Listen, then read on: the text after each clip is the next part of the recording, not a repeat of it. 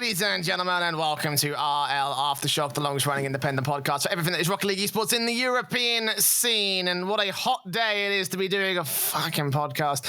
I'm the Eternal Jay. I'm joined by the Eternal. Oh my god, I'm messing up the our aliases. That's digital how hot it is. bacon. I was going to say the melting bacon is what I was trying to say initially. So, you know, like, that was my general that plan. was my response. She said, "Oh, you good for call in 10 minutes?" and went, "I am melting." At that point, I was face first into the floor in my living room. We got wooden floors, so it's cool. And a fan directly, like, pointed at me from an outside, like the, French doors to the garden. So it was just there, like, I don't want to move to do this podcast, but you get the will together to live. No, man, like, I found new reason to hate the coronavirus stuff, because right now I've got all my windows and doors open. I've got a fan going to circulate the air, but I could have had some air conditioning. And the reason why I don't have aircon right now is because it fucking pisses me off so bad. No one can install it.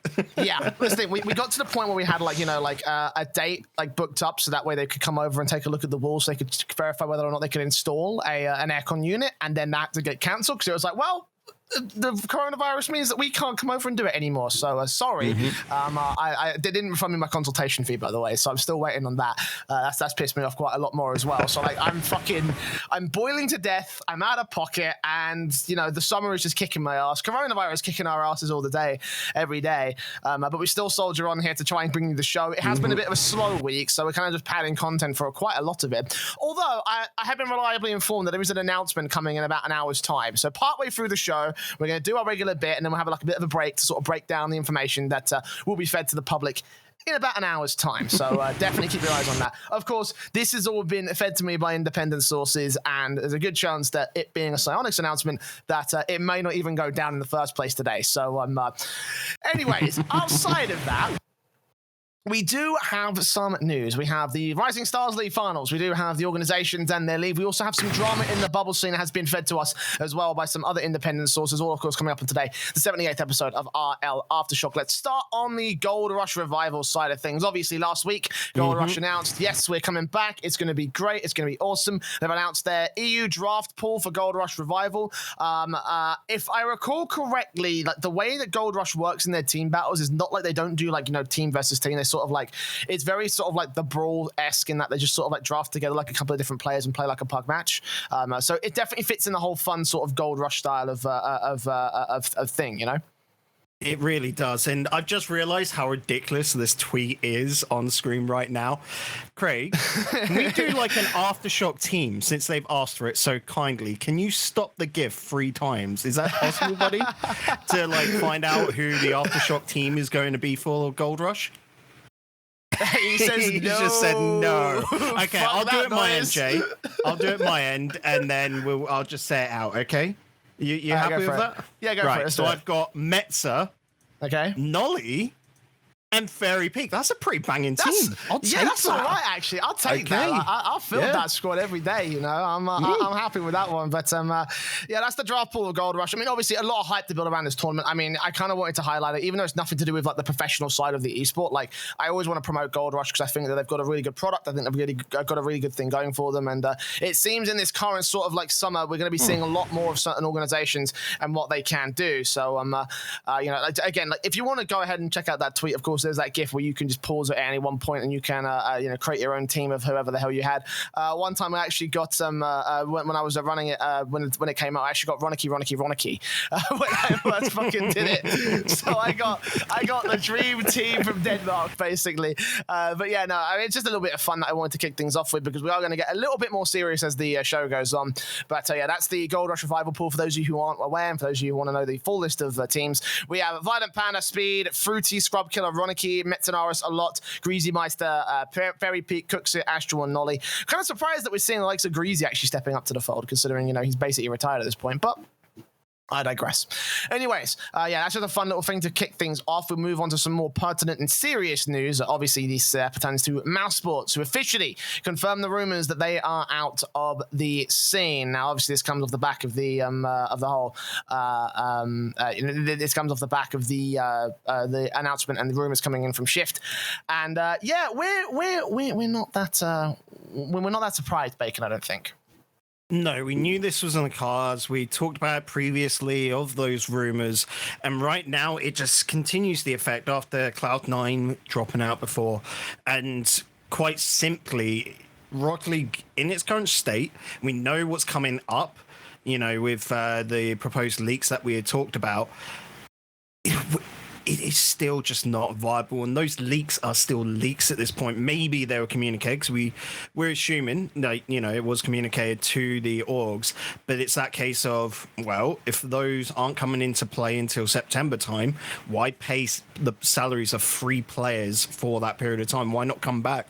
Maybe pick up a different squad, maybe see just how it goes then, because right now it's not really a great look for the orgs, and really there is no return of investment there for them. Yeah, and I mean, this kind of is echoed by a little statement I'm going to tie in as well to this particular discussion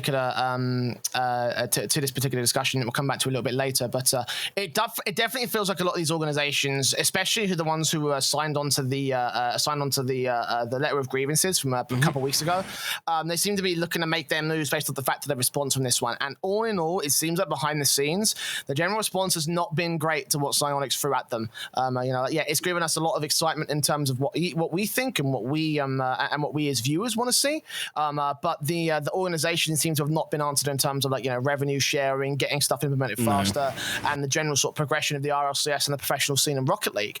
And without those answers, obviously we speculated on that being an issue when the news circuit was leaked to the public. But it seems like without those answers to those questions that came from that particular leak, we've got some more problems on the horizon. And the question really is that just who's going to be next on what seems to be essentially just a mass exodus from Rocket League?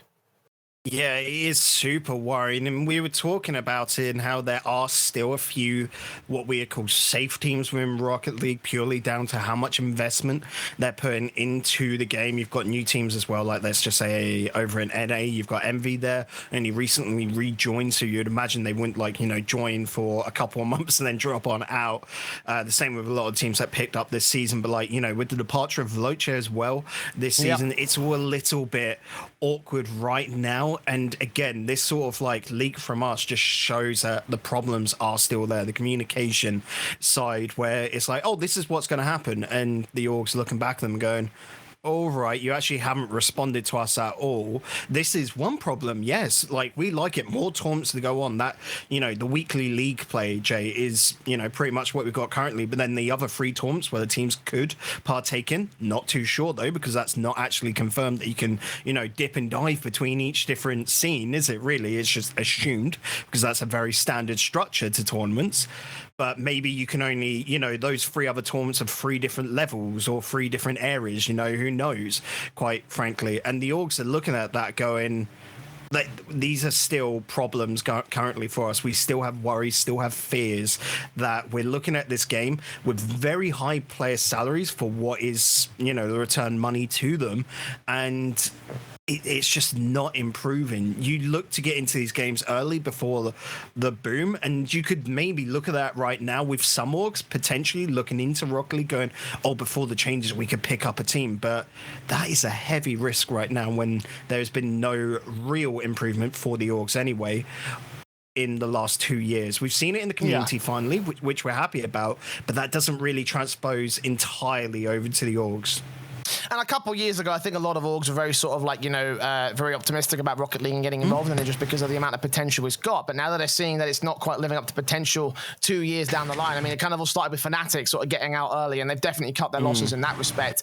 But, a lot of organizations seem to be airing their sort of concerns about this one. I know that the graphic here says Mousesports are taking a break from Rocket League. I guarantee you they're not. I guarantee you that they are.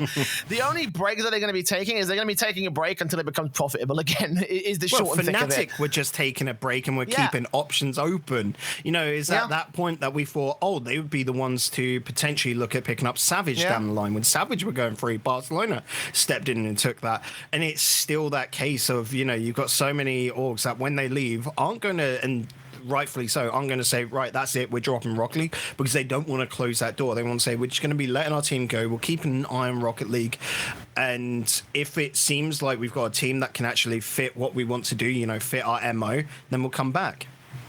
Yeah, and I mean, this is case in point with all the organizations. They're never going to say never because they realize that if they do so, then if they go back on that later, then they're just going to look like hypocrites. But the truth of the matter is that they're looking at this right now and they're thinking, this ain't worth it right now. Like, stay tuned, but, you know, don't hold your breath is basically the short and thick of it for any organization that leaves the esport, by the way. This is applicable to everyone across the shop, from small organizations to big organizations, from your Veloce to your Vitality, even though Vitality haven't left yet. But, you know, again, don't hold your breath on that particular front.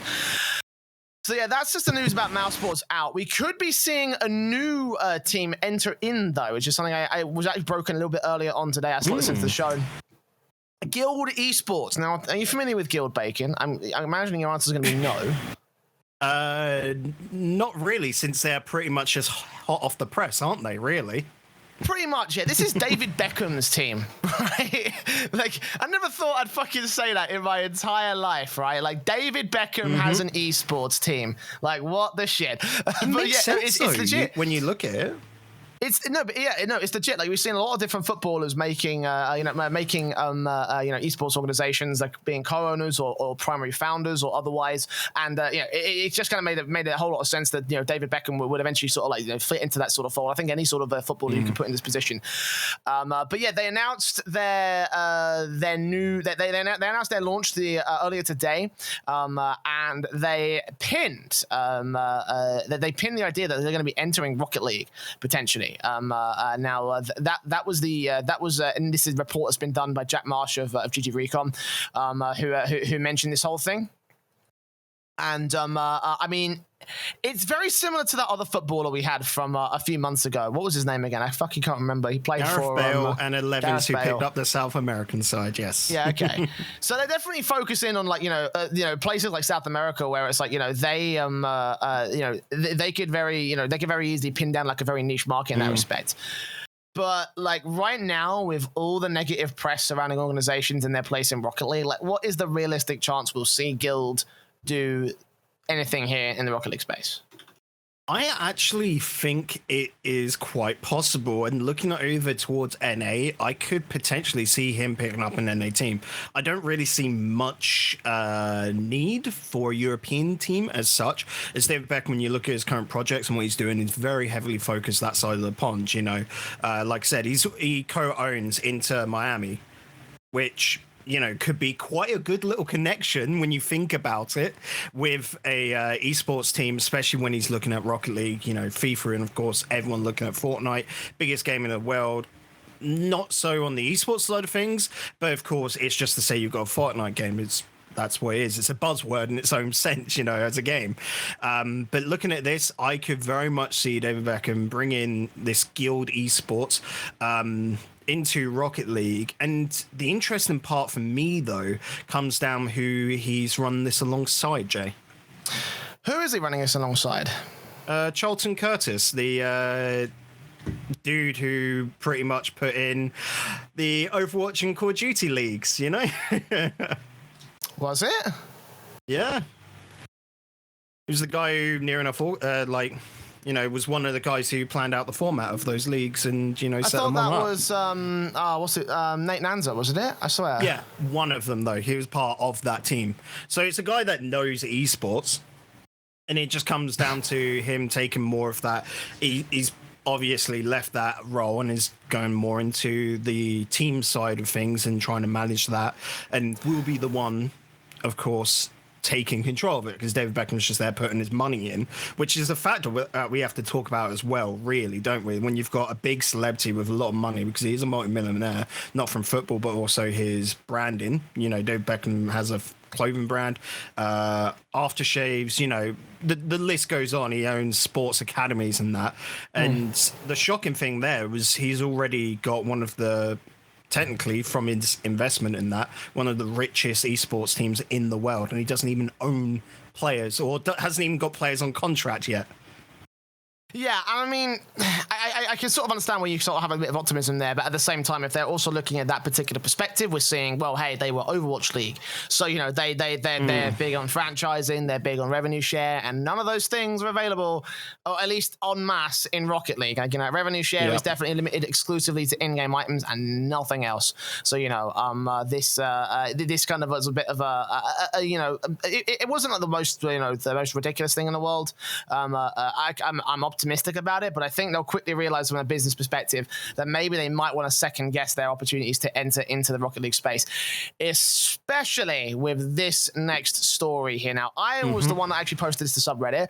I regret it because, oh my god, the level of comments that I've seen said are absolutely stupid, absolutely ridiculous around this. But Jason BW Lake is the guy that runs Complexity. Unfortunately, we can't show you much about. I mean, I'm sure Craig will like magic up some sort of way into like, you know, showing off this this video.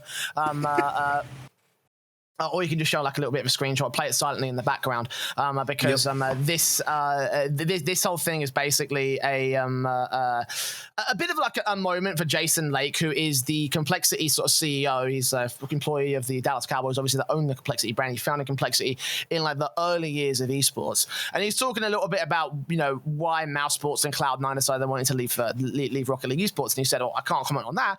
I can tell you why we did though."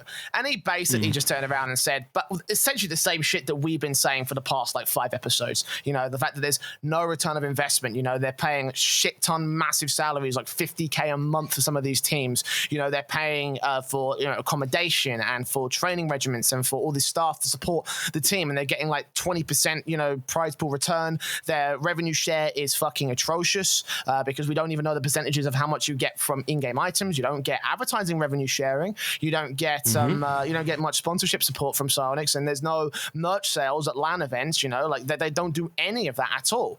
So when we're talking about an organization's place in the Rocket League space, we're looking at a situation where it's like, listen, this is not viable for a lot of teams. And basically, Jason confirms it entirely. I've got a lot of respect for this guy, by the way. He is like an esports OG. He knows what he's talking about, and he knows how to manage a business through hard times and such. And if you watch the whole AMA, you'll hear about some of those hard times as well. I'm sure he's got a lot of content coming up about that. But it is a sentiment that is echoed across a lot of esports organizations, with the Mousesports leave coming through a little bit earlier, with a lot of other teams that have been touted behind the scenes that we can't reveal to you of also looking to leave the scene as a whole. It does sing of concerns, I think, for the Rocket League ecosystem, right? Yeah, and we've got to remember this is a bloke that went through Rocket League's highs and lows, picked up Complexity when they were looking at like the second best team in Europe. Yeah. They dropped off a little bit after a couple of bad decisions with the players making, you know, the change-ups, held on to them for one season during the RLRS, which I thank so many orgs that do that, because naturally with the whole system of the game, and you saw that from Complexity when they did drop down, they brought on Flakes and then looked like one of the best in Europe, but then had to go for that hard craft. Kept on to them through that, got them back up into the RLCS, and then that season where they flopped afterwards, naturally just went, you know what, we cut our losses there, which is so fair. Like for me with Rocket League, when you get orgs that as soon as they drop down to RLRS, drop out, that is one worrying sign, of course. But the guys that hold on to them teams, I have massive respect for the orgs that can do that, because they know that that is the true passion for the team, and that's what players need, is the support to then be able to drive back up into the big league. And I think one of the things that I think stood out to me the most about his little, like, you know, speech and his answer to this whole thing was basically just like, listen, this is not just a cheap marketing gimmick for you. This is an industry. This is a business for us. So we need it to be a win-win situation, which I think echoes the point about any esports fan, right? Like, you can't just use the game as basic fucking, like really basic fucking, marketing. You need to do something more around it. You need to operate it as a sport, not as a piece of advertising gear, essentially, to put into your marketing portfolio. Like, it just doesn't work like that here for the esports infrastructure. And the number of people that didn't understand that on that Reddit thread that I posted, like, let me tell you, I fucking hate, I absolutely hate now posting to Reddit, especially when it blows the fuck up, because that is now, that post on that sub is now my most upvoted post in all of Reddit history. It has the most comments of any post I've ever put on Reddit history. And the number of people that's had this fucking question that literally said this: why do we need organizations in the first place? These money-grabbing organizations trying to come in and capitalize. These these money laundering whores that are milking the hard work of players and just for their own personal gain. Okay, who's paying salary? This is the big thing, right, Jay? And there's a perfect backup here. I was watching a clip, watching Exa actually the other day playing, and one of the questions he got from like a sub or something like that, or a donation, was, if you weren't involved in Rocket League, what game would you be involved in? His instant reaction, is Valorant paying well enough yet? That is it for a lot of these players. When you got pros looking at this, they're not doing it because they love the game. You know, if it was just purely because they loved the game and there was no money, then they'd be doing normal day jobs, and this would be, you know, they'd be going to your Insomnia, they'd be going to your Dream Hacks. Well, that's the thing, right? It's like if they love this so much, they would be competing. If they love this so much, RLCS teams would be competing in Riot's Ring Stars League. Okay, like. That is the truth of the matter if that was a logic that applied. And I remember there's one argument that seemed like it was well put together, but when I sat down and analyzed it and picked it apart piece by piece, it actually made no fucking sense whatsoever. He said basically, it's like, oh, we don't need it because look at what Johnny Boy's doing. He's creating a great sort of amateur circuit with no need of sponsorships. All the players there, they don't have a sponsorship. I'm like, but how many of those players are playing in a team and in an environment like the RLCS, right? I guarantee the answer to that question is 0. I guarantee that the players that are in that circumstance aren't even playing threes. They're playing their 1v1 show matches that Johnny Boy runs, which is great too. If he wants to run that, I absolutely have no worries with that whatsoever, so long as it doesn't violate conflict of interest, as we know. But like the thing is that we're looking at a situation here where people are just like, we don't need salaries to make any sport run. We fucking need salaries for anything to run. I mean, anything, right? Like, there's certain things that you can twist and sort of like make, okay, look, right, this is going to be, you know, our little non-salary thing. Like Aftershock, we don't do salaries for because it's all voluntary. It's all done out of everyone's free time for all the shit that we do. And actually, in the grand scale of things, it pays off later down the road because while we make a loss here doing this show, me and Bacon can make profit later when people look at our expertise. They look at what we can bring to the table in terms of an entertainment product and an expertise product, and they say, hey, let's hire him for an event. Yeah, now, then that's just the natural. It's the same with community orgs. When they step on in, no one in community orgs is really making money. You might be making a little bit of money when it comes around to, let's just take Rocket Baguette right now. When they get sponsored events, you know, that's where they're making money from it because they're actually getting money drawn on in. But when it's coming down to your standard 100 euro weeklies or whatever, they're not making money that. It's just going straight out the door. The benefit there is that sort of like, oh, but you're getting exposure. It's actually just, you know, job training, really, to then be able to go afterwards, after, you know, do that now. 2 years down the line, after a university degree or whatever, you can go to Face It ESL and just say, well, I've been adminning, actually doing the job that you want to hire me for, as well as having this degree. Can I please get a job? And that is so much more favorable. And then, of course, it goes on from there. You take a look at the DreamHack mods and that. Yeah. But even then, for the organization, they don't get a return of investment later down the road. The key thing to mention about the Aftershock example is, yes, we make loss now, but we make money later down the road. Organizations that are investing into these teams, like, they're going to lose very early on, and they'll never see that return ever. And that's the reason why Rocket League rosters get dropped. That's the reason why any roster gets dropped, because an organization, to paraphrase Jason Lake, you know, he said, like, you know, organizations need to spend a limited amount of funds in a limited number of places to get the best bang for buck, and overall to make as much money as we possibly can out of esports, because it's not easy to do that, right? You know, Counter-Strike, it has no fucking revenue share unless you're competing at a major level, in that case you get sticker money. But, you know, other than that, there's nothing. You know, you have to either be part of a franchise league or or you have to be in the major. Like, those are the only two options that you have to that can possibly do that. I know there were other solutions like ECS down the road, which also did that. EPL has its own little sort of like, you know, semi-franchise structure now.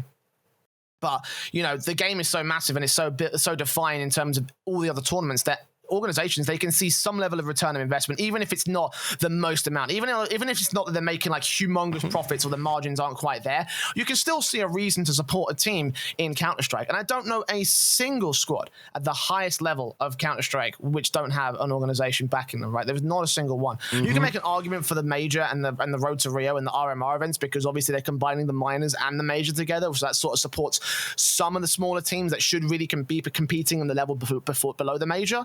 But in Pro League, in Flashpoint, in all these other tournaments that we see coming out at the highest level, like the ESL 1s and the IEMs and DreamHack Masters as well, none of them, and I mean none of them, unless some stupid lower bracket underdog run through the qualifier comes through and they get through that, none of them have any of those things, because they're well supported, because there's a reason to have a Counter-Strike roster, because it has value. You can sell that to sponsors, and even though you might not be able to make money off the teams going to the event directly, having a Counter-Strike squad, that's so many eyeballs on your product. Like, we were doing a fucking, we're doing a $50,000 tournament right now in CS. I was doing a match this morning, and 2 absolute shit teams. Nobody fucking cared about it. It got 5,000 viewers, right? That's how big Counter-Strike is, okay? Like, one of a very insignificant match in a very insignificant tournament still got that much viewership. It's like, do you see that happening in Rocket League? No, you fucking don't. Like, where's the ROI here, And I think that, when we're talking about, like, the organizations and where they stand in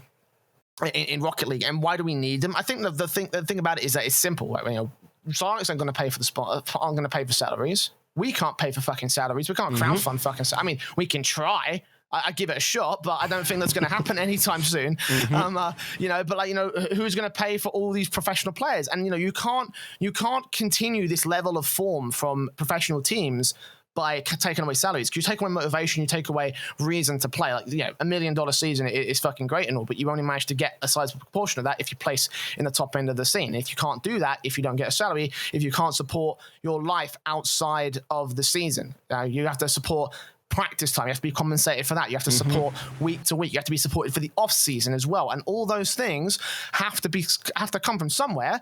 That somewhere is the organization. So why do we need organizations? It's simple. Without organizations, we don't have a fucking sport, when you ever see the Premier League without, when you ever see an unsponsored team enter the Premier League, you're still an amateur. The level of Rocket League would be way lower. It would not have evolved the way it did. And that is all down to players being able to put their full time and effort into it. I mean, some players don't put all their full time and effort in, but they've got great talent, but they need more reasons to do that. More tournaments would actually give them that, it makes it more exciting, gives more push. It's just across the board, just not there. And one of the things which we can say is just clear as day, like I said, is org merch, just jerseys, whatever, not being at events. When we went to Madrid, yeah, it was Madrid. I was thinking Valencia, but that was DreamHack, which actually did have this. We have to say, when we went to Madrid, there was one T-shirt for sale, wasn't there, Jay? Yeah. And that was the Madrid LAN T-shirt. Yeah. Not even general Rocket League merch, because when we turned up there on the first day, we were like, you know what? If they've got it, like we've seen in past events, like at London, if you can pick up just a Rocket League T-shirt for a tenner, well worth it. Like, I'm going to do that. It's the only time I'm really going. I've looked on Jinx since then. I'm just there like 25 quid for a T-shirt, not really doing it. Whenever they do their sales, it's like last of stock, so you can't really get much that you actually want.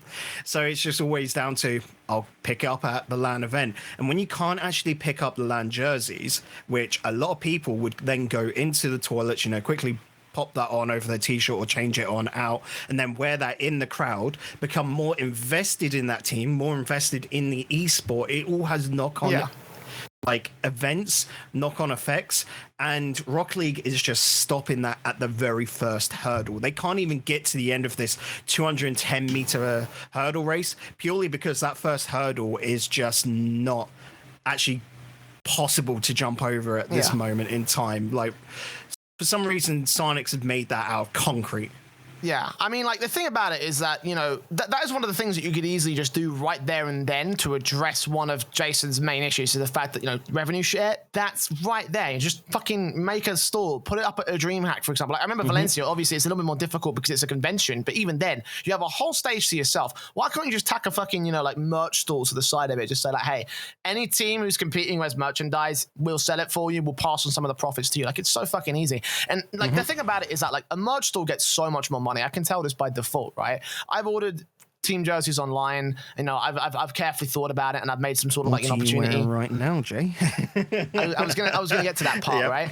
I bought this at an event, and that event in particular, in a single day of that event, I spent about £500 on team merch. Okay, right? That is what I'm talking about when it comes to fans, right? Fans are really dedicated, right? I'm not saying that you should start exploiting people or anything like that, but it's like, I'm a hardcore esports fan. If I want some merch, I'm getting some fucking merch, okay? I've actually ordered a new complexity jersey coming along. I need to find and track down, see whether Reason Gaming stuff is back in stock as well. But it's like, at an event, I'm willing to buy so much fucking shit. And I tell you right now, if Madrid had a big store with all the team jerseys on it, I would have bought most of them. You know, I think that some of the jerseys are fucking fantastic. You know, I'm yet to get a Cloud9 jersey. Space Station is one I was particularly looking at as well. And, you know, I need a new updated Dignitas one because this is Dignitas's old logo and everything. You know, there's a lot of stuff that, you know, that would just be such a great opportunity to capitalize on. And it's a great revenue share for not only the teams and the organizations, but for Psyonix themselves, because you're the ones running the stall. Therefore, you get a cut of those profits. And it seems just like such a basic thing to do. And that's just one area in which you can in which you can put that together. And, you know, and there's so many other ways that you can do things. Like activations are also available. There's also like sponsorship sharing and, you know, trying to secure new revenues for stuff like that, you know, and activation things as well. Like, you know, imagine if we had the CDW activation where it's like they had like some of the teams getting involved in some level of like, you know, content online or something like that. You know, it's like you could do that, pitch to CW, they give some money back, and you just share that with the organizations and the teams. And it's like, that seems like such a basic fucking thing to do. And you can get so creative with stuff like that. There's so many things that need to be done. And I think to lose organizations on the whole would just turn us back to the dark ages, right? You know, like it would turn us back to 2015, where the only organization was Flipside Tactics, and you had them facing off against Crown and fucking Jules. You know, it's not 2015 anymore. Weeklies are not the pinnacle of Rocket League of Rocket League tournaments. You know, we would be returning to a time of regression as opposed to progression, and we need to progress more than anything else in Rocket League, in my opinion. Yeah, especially after we just had a season where every RLCS team had a sponsor to them.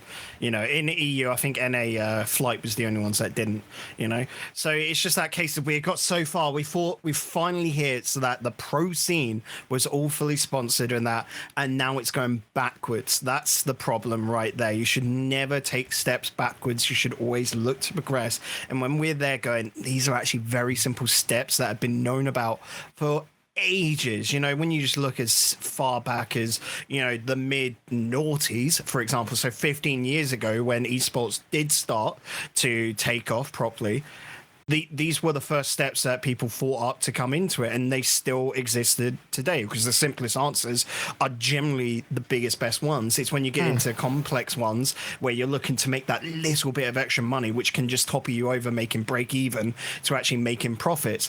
And it just seems so silly that it even goes back to the mentality when we bought in the esports items in the shop. You know, we can't use a normal system. We have to make something bespoke purely because nothing is like Rocket League, which is so bullshit. You just copy, paste from what others have done, and that'll get you a baseline. After that, you can take a feeler and then adapt to what you need.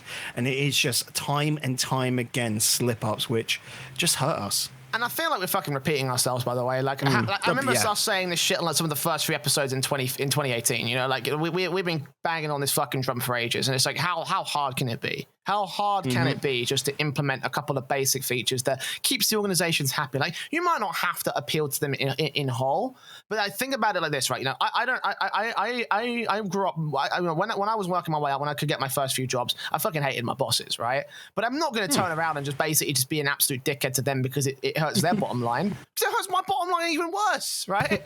Same thing if I was in an organization, like imagine we made RLAfterShock a professional organization and fucking, I don't know, Trox was being an absolute Wankstein about doing social media stuff, or just some absolutely absurd scenario like that, right? You know, I wouldn't fucking kick him out because I want to spike him, right? Because he's actually good at what he does, right? And it would hurt my bottom line worse to go ahead and do that, right? That's basically the same thing for Psyonix right here, right? You know, yeah, you might not want to appeal to the organizations and you want to be very player-centric. That's fine, but don't fucking just kick them all out immediately and just like not appeal to them until they slowly just fade away, because it hurts everything else more than that, okay? Like, you that's act a like hypothetical. mature adults and actually talk it out. That's a it. hypothetical scenario, by the way, Trox. I see you in chat. But yeah, no, like that's the bottom line of things, right? And like we could bang on about this all day. Like I think we have to do like a special surrounding like how like coming up with ways we have to do that, which hopefully we can do some very special episodes very, very soon, but more information on that in the coming few weeks with any luck. Right, let's move on. Let's talk about some more positive things before we get into our big fuck off news story, which we got sent recently. This is from Reddit. This is taken actually off Twitch. Speculation that Turbo is going back to the European scene and not signing with Envy like it was originally touted. He said to @ScuffZRL in a Twitch chat, "No, I'm going back to Europe in 2 weeks." This was a couple days ago. Which seems to suggest that he's just going to be returning. I'm guessing that's probably because he couldn't secure a contract or didn't want to secure a contract with a North American organization. I think the main rumor was that he was going towards Envy, and it seems like that's not going to be the case anymore, Bacon. So this is all based off what you said in Twitch chat. I'm just going to say people lie, Jay. What is to stop Turbo from doing this purely because he doesn't want to, do the leak publicly early? You know, I will say this. I will say this, right? Like, you know, never ever take anyone's word of face value. Okay, like unless they have built up a repertoire of constantly telling the truth over and over and over again, never ever just take someone's shit at face value. Like, you know, I've learned it the hard way. Okay, like, you know, so like, just trust me when I say that. You know, I know obviously that just directly contradicts what I just fucking said about not trusting people at the word value, but just bear that in mind, okay? But, you know, I haven't seen many updates on that particular rumor, to be honest. So, like, I don't know if it's true or not. And, like, you know, the question really is would North America want to lose an entity like Turbo Pulsar? Because, I mean, NRG dropped off really fucking hard in the last season. You know, they went from being world champions to just barely scraping together a fucking, a brawl tournament. So, like, they've had a bit of a tough time all in all in the American scene. And I'm not sure how much that was down to Turbo Pulsar's sort of, involvement in that team. Oh, for me, straight up right now, can we just, like, you know, talk about his recent performance in and I'm just going to quickly bring it up, the Brawl 10K, you know? Yeah, let's just note that on Envy, Turbo won it. Like, if I was Envy right now, as they've just found the key, it feels like, don't get me wrong, circumstantial with other results and, you know, players playing on the day or not, you know, but that feels like it's the case where Envy should be looking at this and going, we don't want to give them up. This could be potentially our time.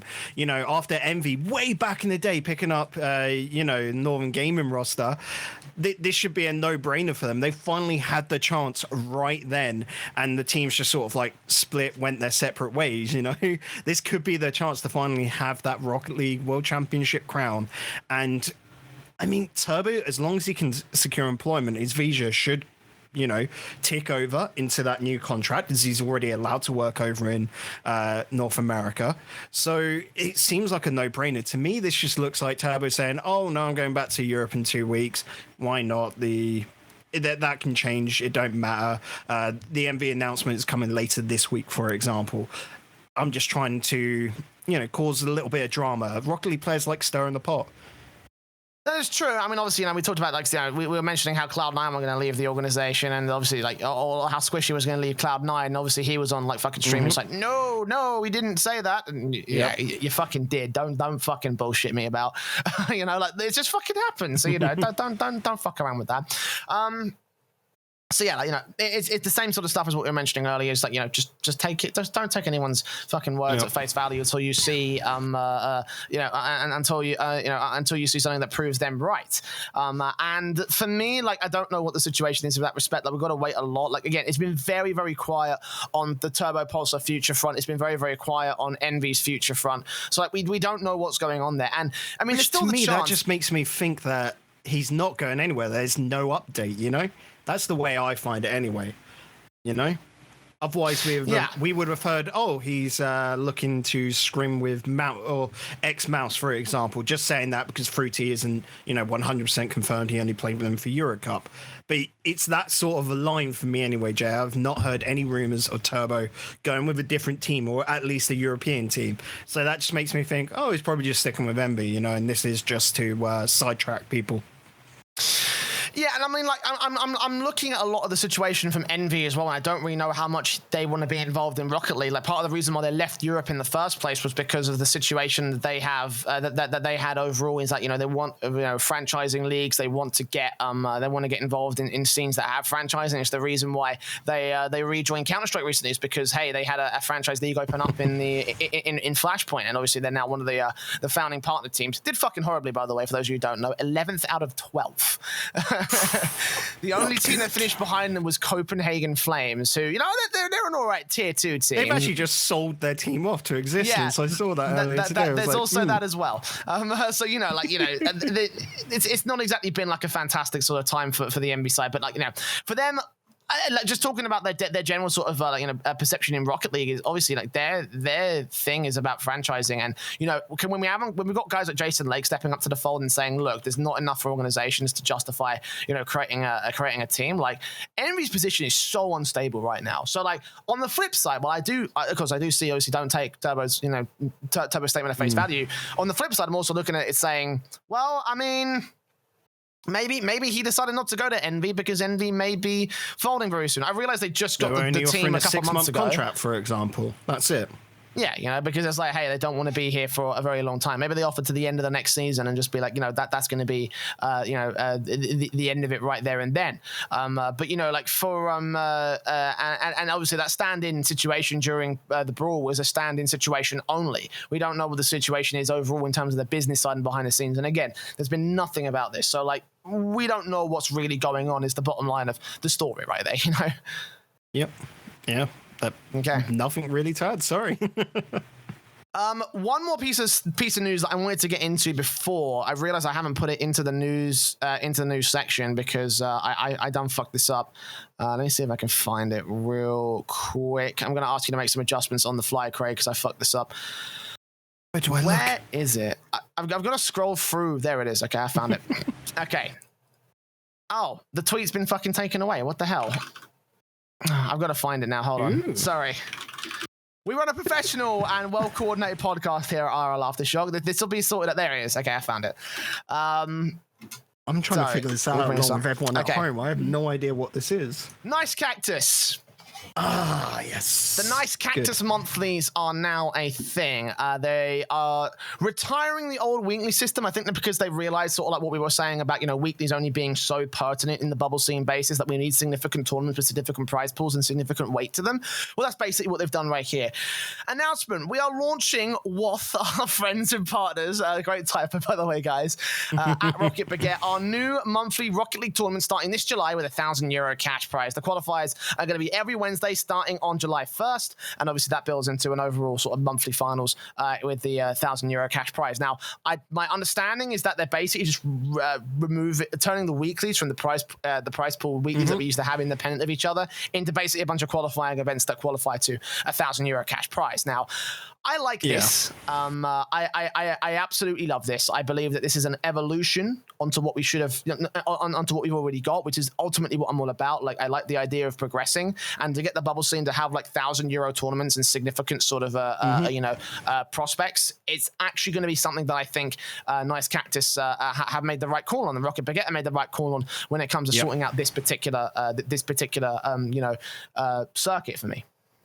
So straight away, I'm going to be a massive fan of this because this is, Jay, and you'll remember it, what I wanted to do with Rewind way back when. The difference back then was that the money was really not significant. The problem being, like, back then it was like, oh, we want to offer €150 for a monthly, nearing the same format to this, which for a lot of players, understandable. They don't really want to put up that effort for it. But here, when they're able to take all of those weekly prize pools, let's just say a month is 4 weeks. It can sometimes be 5, sometimes be 4, with just namesake. So they're actually saving a bit of money here, but also it makes a more prestigious tournament.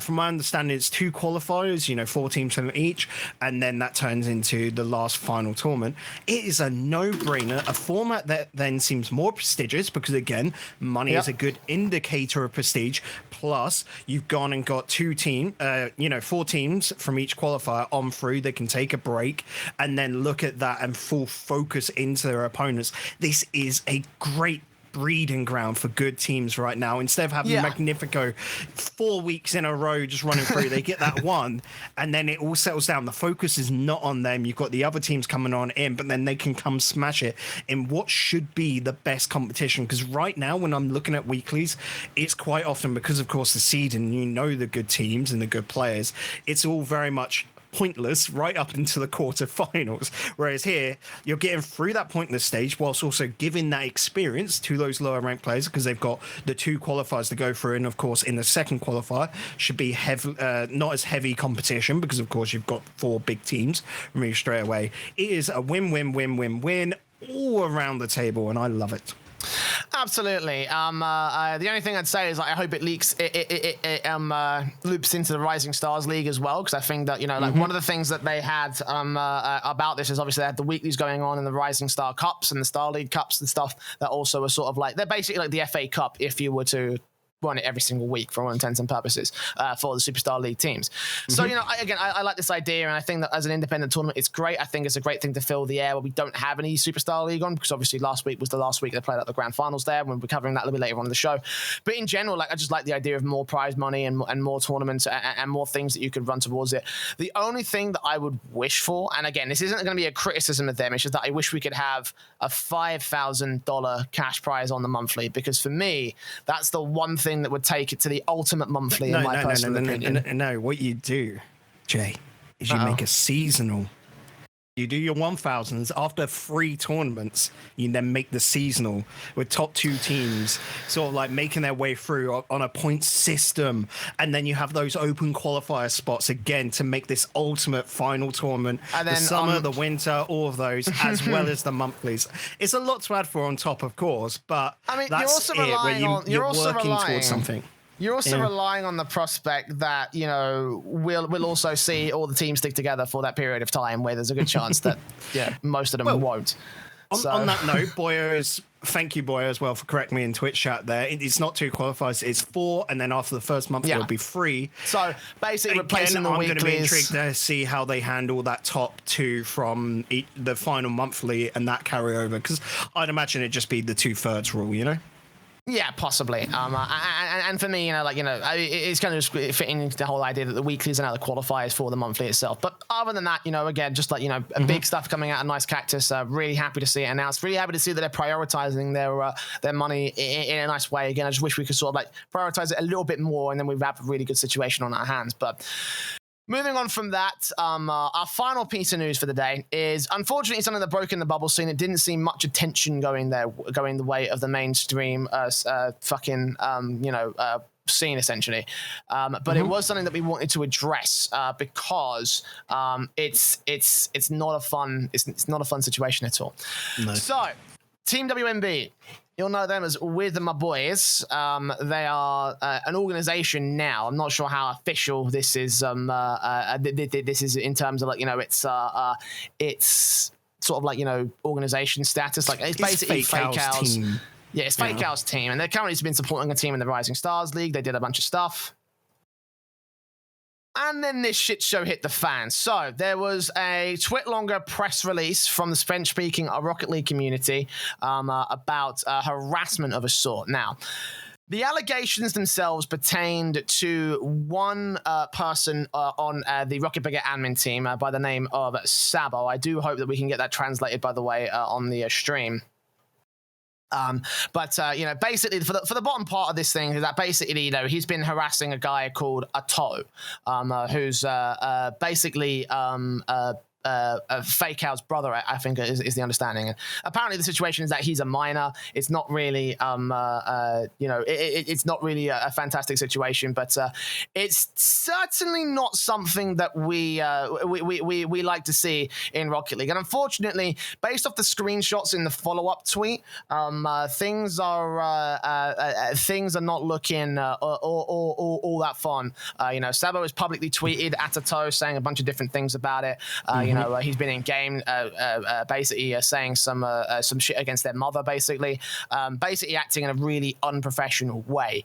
And WMB were basically taking no shit about this. I mean, it's Fake Out's basic organization, so obviously he's stepping up to the plate and saying stuff about it in this particular twit longer. Now, while they did, what was the situation? I think there was also something leveled at Exotic, who is a player for Solari, obviously, who basically turned around and said, I'm sorry, I fucked up. But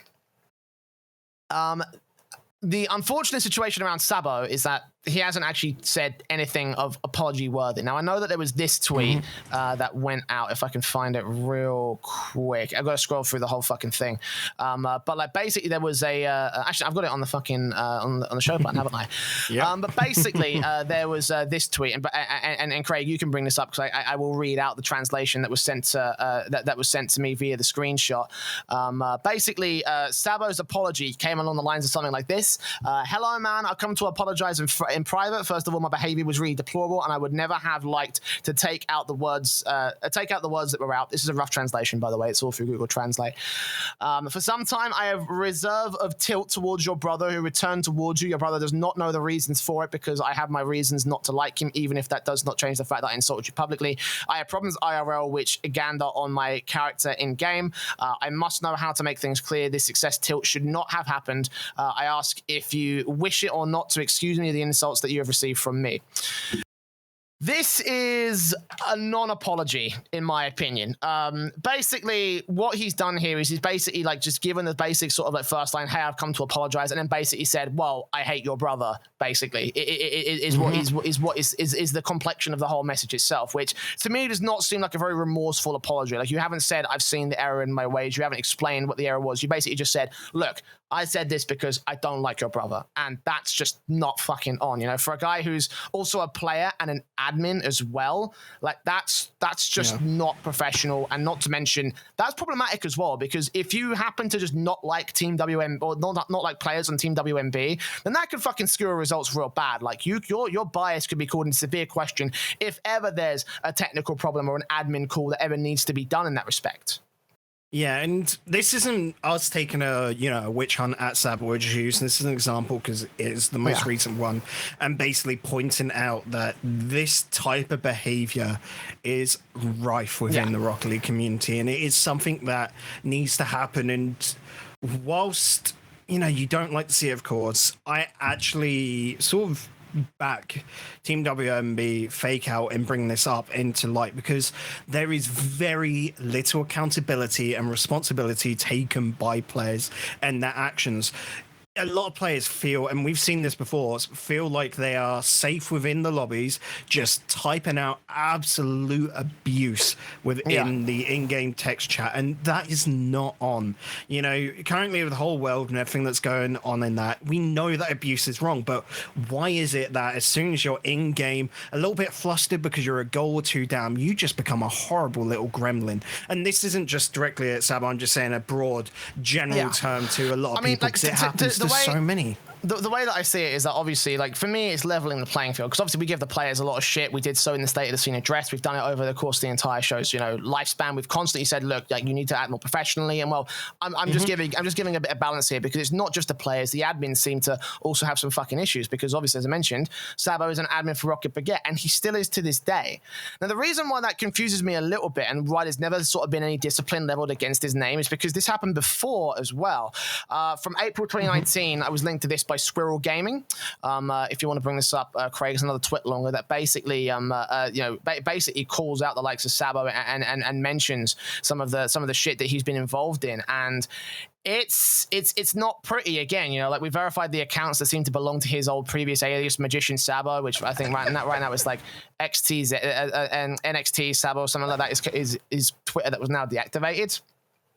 And basically leveled the same sort of things, like there was a lot of stuff that was like leveled towards Squirrel Gaming sort of a team, and personal insults, and it's like, how hard does it have to be just to not be a dick? And the fact that this happened a year ago shows to me that like right now this is not being fixed, and there's nothing right now being taken to address it on the whole, Bacon, Yeah, and it just comes down to simple human decency.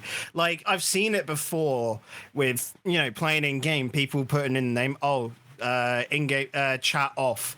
Just like, it is that simple, guys. Just, if you're a dick and you're a dick or an arsehole, just turn the in-game chat off so you can't actually type to people.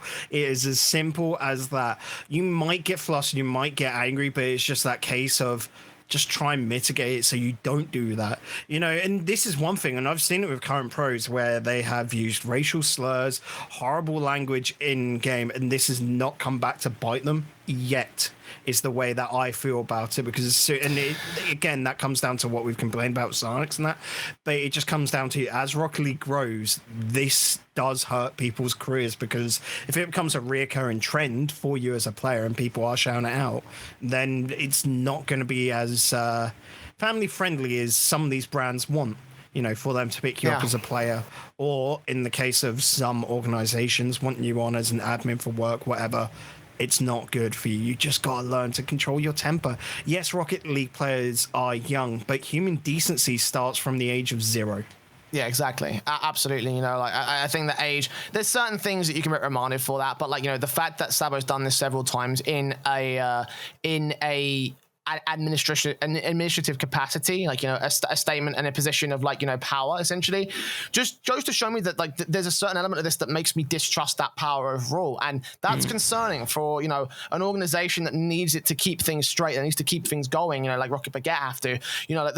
My question really to them is, why haven't you taken action, or why haven't you sort of made statements, or why haven't you reprimanded or otherwise done things like that? You need to do those things regardless of age. And this sort of compounds with some other accusations that have been made towards RB admins and Nicecactus admins in the past. Certainly this substantiates some of the stuff that I've seen in before, even though I don't think a lot of those things have much pertinence because there's a lack of evidence in those cases. But, to see obviously admins fucking, not acting in a professional level of form, that just goes to show that maybe the organization isn't quite up to code either, and I'm not saying anything against Rocket Baguette, but that's the impression it gives me, because these are the guys that they've stood by, these are the guys that, unfortunately Rocket Baguette have not reprimanded Sabo as far as my knowledge. He's still in the Discord as an admin.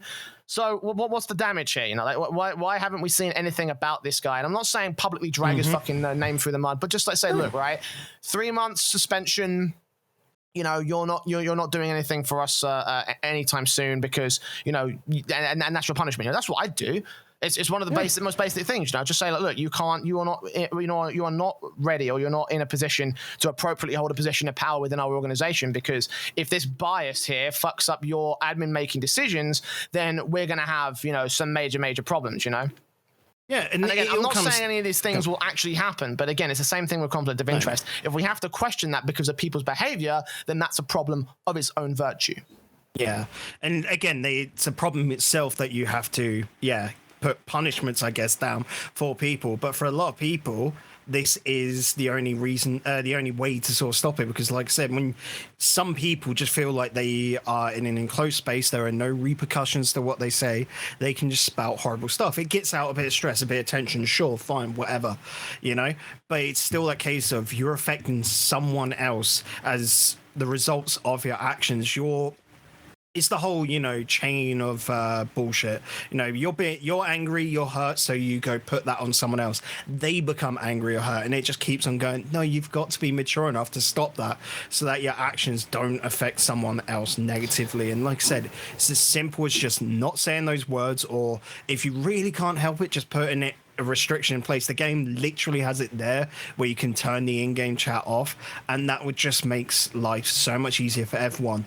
And again, if you find yourself in that way, just don't do it. Take a step away from the game.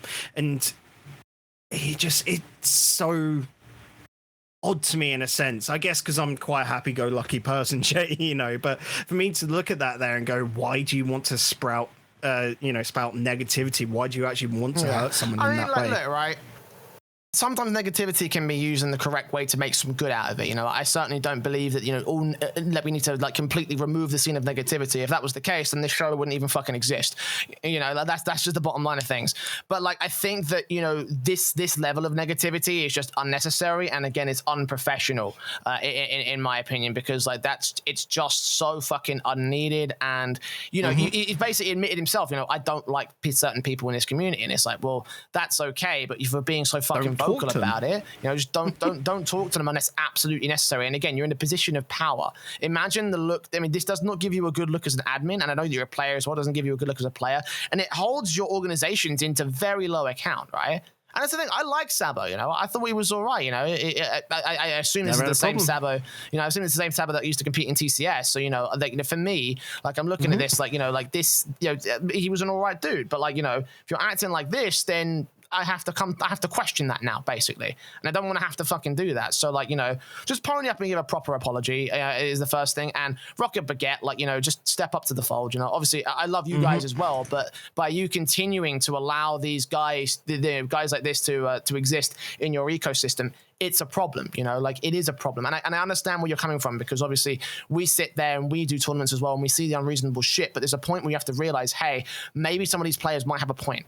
Maybe we might have to go ahead and make some changes, or to reprimand some staff members. It's not an easy thing to do, but it's got to fucking happen. And again, this is just the surface level of shit that goes on the bubble scene, right? And as you mentioned, you give one person hell, he gives the next person hell, he gives the next person hell, and it just continues to spread this absolute fucking, you know, cesspool that is the bubble scene. It's so hard to break. I've seen so few players break it, you know, when those players do break it, obviously, you know, all power to them. You know, and oftentimes those players come with the level of, look, I learned my mistakes. I was a fucking child back then. I was an idiot. You know, I definitely, you know, don't deserve this opportunity, but I'm going to make the best of it. I'm going to try and move on from that. And for those people, that's fucking amazing. I absolutely love that. So, you know, like, we can bang on about it all the same, and now we can get to the announcement that we officially had leaked to us a little bit earlier today. Right at the end of the news, yeah. That's the thing. Right? I was trying to fill as much as fucking possible so we could get to this right here. But I'll just grab the tweet so we can send it to Craig so he can bring this up on the stream. Sorry about this again, mate. I realize that this show is all over the place today, but The Field, in partnership with Rival Esports, the new daily league for everyone from first-time players to professionals, and what you can expect with the article below. Now, again, our leak basically gave us an advanced copy of this of this blog post, and I wanted to ask you, Bacon, have you had the chance to read through it as of earlier today? Of course I have. Good fucking shit. Right, so for those of you who don't know, The Field is a brand new sort of like league structure that will be introduced in association with Rival Esports. Consider it as the de facto sort of lower level to the Rival series, I think is the best way to describe it. It sort of is, but it's also sort of not. Like, you have got RLCS level teams competing in it as well. So it's sort of like, you know, it's like the off-season league for all intents and purposes. You know, it's not supposed to be a massive thing, but the basic sort of like premise of it is Division 1 is the highest level of play. This is quoted directly from the press release, from the blog post, by the way. Division 1, the highest level of playing field, consists of Rocket League Championship Series and Rival Series teams during the open trial period. Explained more a little bit later on down the article. With 4 additional teams being added for Season 1. Division 2, open qualification for any teams that hold Grand Championship rank in standard rank play. And for Season 1, Division 2 will be limited to 20 teams. Division 3, teams that do not qualify for Division 2 can play in Division 3. Players who have left teams in Division 1s and 2s, in Divisions 1 and 2, can form teams to play in this division as well. Each division is subject to promotion relegation, such and so on and so forth. You know, about, I think it's divisions, promotions at the start of every single season is automatic. There's no sort of like, you know, playoffs. It's just like, you know, top 4, bottom 4, just basically. So, you know, That's the basic premise of it. It sort of functions a lot like FPL or like, you know, Six Mans does, in the sense that you queue up and you play matches, and then you have to report those matches out in the you know, in the thingy. So, you know, there is, and there's about like $10,000 worth of prize every month, essentially, is the bottom line of it, I believe. So... Right, so let's have some conversations about this. Where do you want to start with this one, Bacon? How do we want to break this down? Praise the Lord's, hallelujah. I think that is the starting place, of course, as this has been something, Jay, you'll remember way back when I wanted in Rocket League for I think this is another idea you tried to put together in Rewind, something similar to this, if I recall correctly. Like sort of like a queue system. Yep. And this looks to be exactly... Well, not exactly that, but it's something that's super interesting taking place that you can just basically queue up. Like, think of a Six-Mans, but just team-based. And you start off with that base MMR, you can even call it. You know, that's what they're saying, their ladder points. Start with 1,000, you go up against teams, you know, weight up differently. Of course, teams that are lower in the ladder, if they take a higher placed team down, they'll gain more. And you get the general gist and idea of it. It's an interesting one. That's definitely, you know, the first lot will be first two divisions, 20 teams each, and then the final bottom division seems to be just an open bracket to anyone. From what I can tell, there doesn't, you know, which, by the way, is my ideal fucking league structure, by the way. Like, just open sign up to everybody. I'm not a fan of putting, like, you know, certain ranks in certain divisions, but my understanding is that it's only just to sort of, like, set up the second division for the time being, you know, just until they can work out things. And it's only for the open or the pre-season, essentially, is what they're going for. It's called the open trial period, which basically, to me, says that none of this is officially confirmed for, like, X numbers of seasons. It's just, like, a case of, this is how we're going to test it for the next month or so.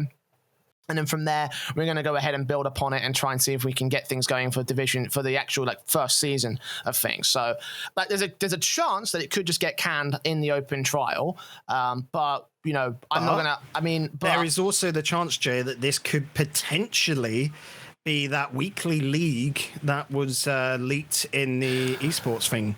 That is also true. The thing about it is that actually, like, I don't think like you can actually, like, enter any day. Big enough. That's the thing. It's like, let me read you an extract from this article, like, just above the prize pools. It says, quote, each team will begin a season with 1,000 ladder points, which they will put on the line as they play matches against other teams. So there's sort of like a wager system involved. The amount of ladder points earned or lost will depend on a team's given standing in a season. Teams that are higher in the standings will put more points in than a team below them. In addition, there will be power hours at least once a week where teams will be incentivized to play at the same time as ladder points, and as ladder points gained will be doubled. Teams must compete a minimum of 10 matches in a season to be eligible for prizing. Here's the pricing breakdown of each division. So what it says to me is that you can queue up at any time of the day, at any particular period of the week. There'll just be specific periods where it's like, hey, you can get more points if you compete during, I don't know, let's say 6 to 7 p.m. CEST on fucking, you know, Thursday night, for example, which would fuck with our show, by the way. Please don't do that. You know, but, you know, like, for shit like that is basically what it seems to be. Like, I don't think it's a weekly league per se. I think that's still something that's coming down the road. For me, it seems to be like a side thing to help sort of, like, you know, it's Psyonix's next sort of stab at sort of developing a lower sort of region of competition, to my eyes. Yeah, and this will also work better for, you know, being able to get teams in for scrims, for example. That it's not just, you know, you playing up against teams that you're friends with and want to do that way. I know there's already the scrim Discord, for example, Jay, but this is like a more official way to do scrims, you know, a better way with some prize on the line and giving it more weight. Of course, using both will be fantastic in this case. Currently looking through right now, like I said, well, there won't be official stream for these matches. Players are encouraged to stream their matches, which is good, but it being rival, it would make sense that there would be, especially with this, what's they call it, the power hours or whatever. Yeah. It would make perfect sense for Rival every once and again to hop on that, you know? So the source that leaked me the blog post also told me that the idea for Rival is to do their own broadcasts, which is twice a month, I think, for the final stages of the top division. But they're also going to be opening it up to community streamers to also do it as well. And my understanding as well is that Rival casters get priority. So Bacon, you know I have this little studio behind me, right? That just doesn't get any use because of coronavirus and shit. How about it, mate? Do you want to do some aftershock fucking... If they're up for doing this, I'd definitely on a bi-weekly basis be quite happy to go along and cast a bit of the field, you know. Get like that logo already is beautiful. I can imagine it on the screen behind you, Jay, you know? Maybe those little graphics, easily. the little lines. Mate, can I just say, by the way, that yeah. logo is so Stranger Stranger. I'm just going to say that right off the bat. That is a fucking Stranger Stranger design to its core. I love it a lot. Now, obviously, the caveat here is the fact that, you know, we're looking at the $10,000 and it's not going to be quite, you know, it's not like the biggest prize pool in the world. And certainly, I don't think that RLCS teams will keep, you know, sticking with it for the longest time ever. I think maybe give it 3 to 4 months and then from there, they'll sort of taper off and start doing the bigger sort of tournaments. But for me, like the way that I see this tournament going is that it will start to be sort of like a proving ground, a training ground for sort of the other sort of like, you know, lower divisions in the bubble scene. It hasn't been clarified whether or not this will end up being for EU or NA or for both as well. So I also want to know what the situation is. Is it for both? It's just NA and EU. So the thing is, no SAM, no OCE support for this. So there you go. That is the field, and that is an exciting time, at least an exciting edition. Again, it could well be completely fucking, you know, just an absolute failure, and we could be seeing it end of the open trial. But I am at least happy to see more shit coming our way because, like I said before, Craig, can you just show the prize pool breakdown on screen? Just scroll down a little bit for me because this is something which I think is quite cool, Jay, because there is a decent prize pool each month going to this directly from Psyonix in EU and NA. So I think that's something worthy of note. And then Division 3, the one I like, is top 8 teams getting money. It's not a massive amount, but it's appreciation to what there would be, you know, more of your community basis. You would think Division 2 is your bubble, and then Division 3 is more just your teams that are starting to get into proper competitive Rocket League, and then the low end of the bubble, you know? Is this 10K across all this prize pool breakdown, or is it just for the first division? Because it seems, I mean, obviously it's quite top heavy and for good reason. I'm happy with that much. It's across all of them. It's across all of them, okay. Yep. I mean, you got to think that first division is only 7K itself. 7K, okay. I mean, I'd like to see 10K for the top division and maybe like, you know, 5K spread across the division 2 and 3, but, you know, I can't have everything in the world, so I'm happy with that at this point. I'm glad at least, you know, that first place of Div 2 doesn't get more than fourth place of Div 1. So, you know, I'll leave that be. And certainly, like, you know, like I think that, you know, the way the things are going in this respect, I kind of can see potentially some major shifts in the way that the prize breakdown's going. Again, I'm a little bit miffed that first place does not get, you know, like 5,000, because I think that for getting that much in this whole grand system is at least that much. So, you know, for Div, quickly there for Trots, because he asked as well. 20 teams in Division 1, 20 teams in Division 2, and currently no guaranteed number on Division 3. Like there is no stated size for that one. Yeah. It should be noted, by the way, if you place on the top 4 of Div 2, you get automatically promoted to Division 1. So it's not like it's like one of those things where you can just sit in that fucking league and just continue to stack up cash on cash for every month that goes by. Sorry, Trox, I did see that in there. But and you know, actually, on that point, I kind of enjoy that as well, to be honest, because for me, the prize pool breakdown does not account for all the teams, regardless of where they place. Like, you know, it seems like, you know, it's top 4 only for Division 1, that leaves 16 teams without prize pool, and I think that, well, it does suck if you're 5th place and you just fucking miss out on that particular on that prize money. Given the fact that it's not like an official, like, you know, round robin or official sort of like format system, I kind of respect that, and I also like the fact that, you know, if you're not doing well in Division 1, you shouldn't get a fucking prize, okay? I'm glad they learned that from the spring series, because that triggered the fuck out of me, and I'm glad that this is not going to be in place here for Div 1 or Div 2. Well, that's why I said this is more of like a replacement for scrims for a lot of the pro teams, and that's where I think they'll see the utility in this, you know? Most likely alongside proper scrims, but it's just that case of it's all about the grind within this sort of format here. And for a lot of pro teams, it would just be the idea of, yeah, we'll stick to Div 1. If we drop drop down. We just grind it out for the month, and then probably when they get back into Div 1, just because it's a status thing, to really not put much effort into it. But it's that case of there'll still be that caliber, because if a pro team drops on out and drops all the way down to Division 3 or just doesn't take part in it, they'll look bad amongst everyone else. It all comes down to that sort of community herd factor, you know, where if you've got 9 of the RLCS teams that are taking place in Division 1, you know, 3 seasons down the line, and then one team has dropped off, you can look at that one team and go, why the fuck aren't you putting in the work? And no, I mean, look, again, it's $10,000. It's 10 grand. You know, I think that I think that RLCS teams are going to lose interest in this one in the next in like maybe you know, I think we'll see the first couple of dropouts after 2 months, and then after that we'll see like maybe 3 to 4 months we'll have like maybe a couple of RLCS teams still left. What's to say with this just being RLCS teams? You know how players always complain about ranked. And, you know, when they were so drawn to 6-mans, this is what I'm thinking the pros will do. It'll stop being pros doing ranked and really pros now looking at trying to do this. Like, this will be their broadcasted games, like when you look to Fruity or whoever's gone.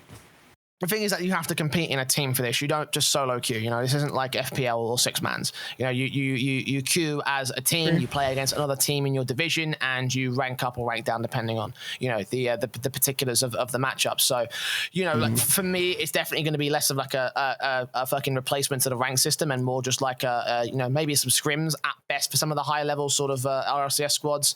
At worst, though, I do believe that, you know, the situation we're not going to see many Championship Series teams stick with this after an extended period of time. And again, I see this being a great system to employ in the lower level regions, and an opportunity to provide a platform for bubble teams and maybe rival series teams in the occasion, maybe lower level rival series teams. And that's absolutely fine. You know, again, I want to see more fucking bubble support, because we don't have anything below rival series. I'm not being funny. When the best sports leagues in the world with the promotion relegation system have 96 fucking tournaments sometimes, you know, over the course of a season, I like the idea of maybe like, you know, a couple extra divisions here in this tournament. That's why I said if the 4 tournament structure with that weekly league, if this is that weekly league, that is the only way pros are going to be interested in this, I find, because it's that route to the big like worlds or regional tournament at the end. That's it. Yeah, if it's not that weekly league, then yeah. I think there's going to be a very different. I think there's going to be a very different sort of league in that respect. I'm kind of. I reckon it'll be the standard RLCS sort of. Yeah, idea. I think there'll be like a round robin sort of like weekly sort of tournament that goes into every single split, and that will sort of like be the RLCS and evolution sort of thing. But again, you know, I'm happy with this, and I'm just happy to see where it goes. And I know that obviously, you know, a bit of inside information there. Rival were the ones that pitched this to Psyonix, as far as my knowledge is. So. Yep. You know, this isn't Psyonix's idea. This is Rival's idea, and you know, they'll certainly be treating it right, because Rival Esports are involved, and Rival Esports always put on a good fucking show. You don't believe me? Check out the Rival Series B stream. Anyway, there you go. That is the field. That is the news also done and dusted for this week. We got a lot done in respect of our reporting and our opinions. Yep. And of course, we managed to do some breaking news, although it wasn't quite breaking to us. We knew fucking, you know, like 6 hours earlier today. So there you go. Hey, but that's it. You know, if any orgs out there that for some reason are tuning on in want to do a breaking news, and I mean, most of the stuff gets leaked anyway. Just come to us and be there like, this is going out at this time, because most of it is scheduled tweets anyway. And we'll be there like, yeah, sure. We're quite happy to just be there. Won't talk about it until it goes live on that, and then we'll do a little breaking news segment. Of course, if we discover the news through a third party source, we're leaking the fuck out of their shit. Like, you know, it'll be leakier than my fucking tap. Okay, that's what it's gonna be like. Anyway, let's move on to the mailbag. Of course, for those of you who don't know, if you join the Discord server via Discord, or the link in the show notes and video descriptions of the show, then you can go ahead and jump in and ask us a mailbag question. We didn't get any new mailbag questions from last week, so I'm going to dip in and do the old ones, which I was going to write off, but I figure fuck it, you know, let's just get into these ones, because they are some interesting talking points. I was going to leave them behind, because obviously the hiatus we took over the previous few weeks obviously was just something I wanted to leave behind us as a whole. But some questions did come in, because everyone was curious to my positions on the whole conflict of interest thing. So fuck it, let's just go ahead and do it. 2 questions in particular. And fuck you, Chewy, I see that. Why is it called a bag if it's a text channel? Like, shut up. So Failius asks us this: where should the line be drawn before conflict of interest between a TO and a team comes into question? For the TO end, what's your opinion on how seeding should work? Is objectivity and transparency through a point system the way, or is outsourcing seeding enough? Okay, so the line between conflict of interest between a TO and a team is drawn right when you see one. Okay, the thing about like conflict of interest is that people oftentimes say if it's minimal or if it's controlled, it's okay, and I understand that if you're talking about maybe 5% ownership, I can see where that comes in from. But if a person sits in a controlling environment, again, I'm going to bring up the TEI. If a person sits in a controlling environment on a major tournament, it leaves us in a situation in which there is a massive amount of leverage in that tournament structure. That's the same reason why, to bring up the examples I often reference is ES Force and Refresh. Those guys, they had owned teams that were competing in their own tournaments. And very funny how most of those tournaments also saw their teams win the fucking tournaments, even when they were in slumps in form in certain cases. I'm going to bring up Virtus Pro in Epicenter 2017, I believe it was. Either that or 2018, if I recall correctly. But basically, it's like, certain situations where you would see shit like that and just be like, yo, that's not fucking on. And if you can make the argument, then that's where the issue is with conflict of interest. Okay, people seem to think that conflict of interest is people enacting on the leverage. No, conflict of interest is the leverage being there. And if that leverage is there, that presents problems. It's the reason why I moaned about seeding and fusion, because, like the fact that there is a link between the top end sponsor and the team that's competing that got that third seed. It's like, well, what's stopping them from saying, though, what's stopping fucking, Incivic from saying, hey, let's put them in third seed or I withdraw my money, for example, just as an example, and that's not the only thing that could also be played into, right? Like, there's a bunch of other shit that I could get into in the fucking course of the show. But, when the line should be drawn as soon as one is fucking seen, again, one of the things I always reference when it comes to conflict of interest systems in regular sports is English Football League.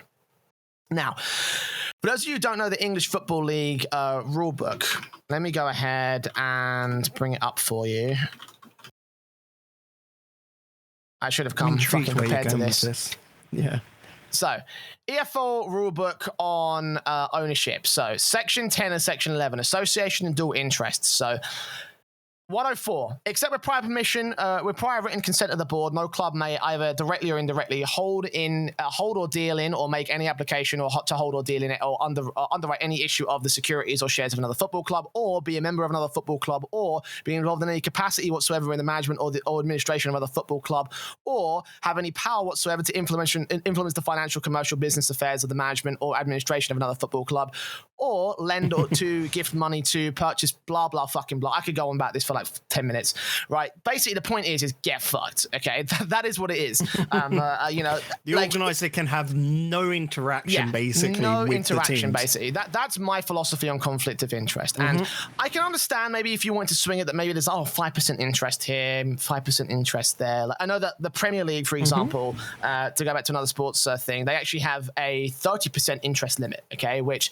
is the Premier League's rule set. I don't agree with it. They have other measures in place to try and ensure that. They don't always work, but at least they have some sort of definition as to how that works. When something like Rocket League, we don't have any of those definitions. And for me personally, I think if you have any level of interest, you have a level of influence. And if you can convince some players that it might be best to do something that benefits the business element or some sort of other side of things, or if you can convince a tournament organizer that this is what's best for business when it's actually in best of your interests and your interests alone, then we've got problems. And that's the reason why I make such a big fucking hoo-ha about it.